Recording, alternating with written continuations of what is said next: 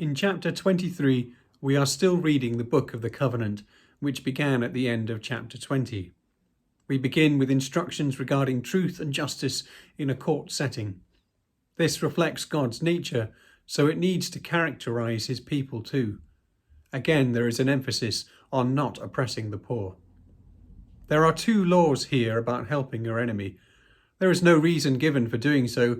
Israelites are simply expected to help their enemies, at least within their own people, though anybody who comes to live with them must also be treated well.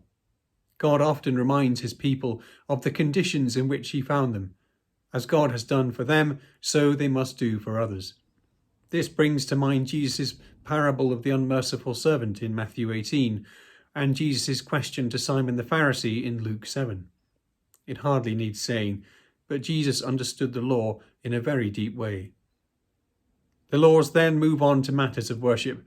These mainly focus on the festivals, but there are warnings about idolatry and mention of cultic things, that is, the sacrifices.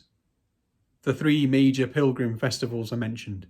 They are called this because of verse 17, where it is instructed that all males must appear before the Lord 3 times a year. These are the Passover, Pentecost, and Tabernacles festivals.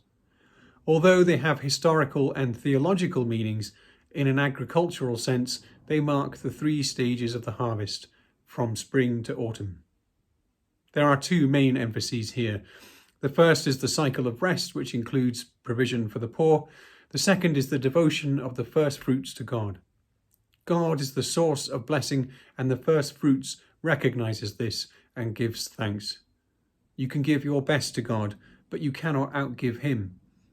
If you give your best to God, he will give you more than you could give to yourself. The Book of the Covenant finishes with a long section about their onward journey, entry into Canaan and its conquest. The angel which will lead them has God's name in it. This means he is specially authorized, and the Israelites can consider God to be personally leading their way. They are to be very careful with him, because he will not tolerate their disobedience. Although going into the land is the fulfillment of the promises to the patriarchs, they also have a cleansing job to do.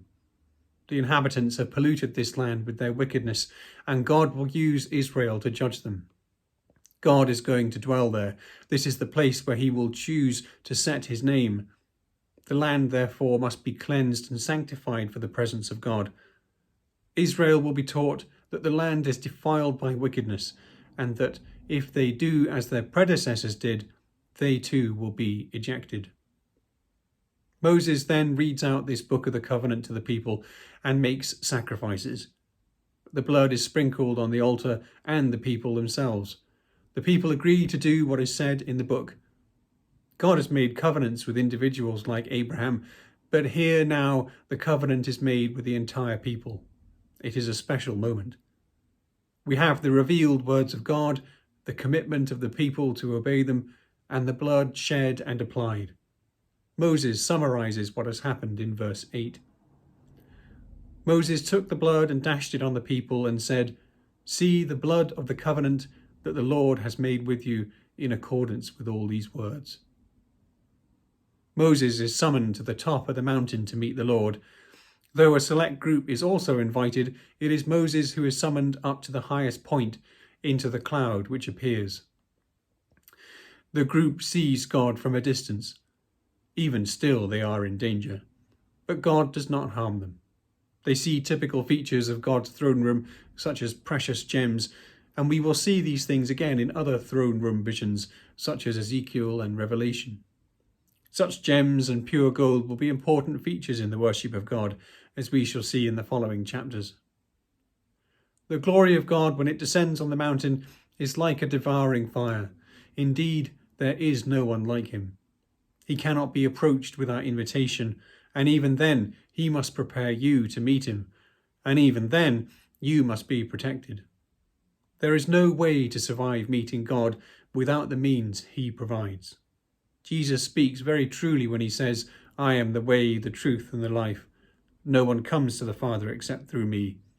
He means, first of all, that he is the revelation of the Father, but it would be pointless to try and approach God without first being cleansed by the word of Jesus and sanctified by his blood.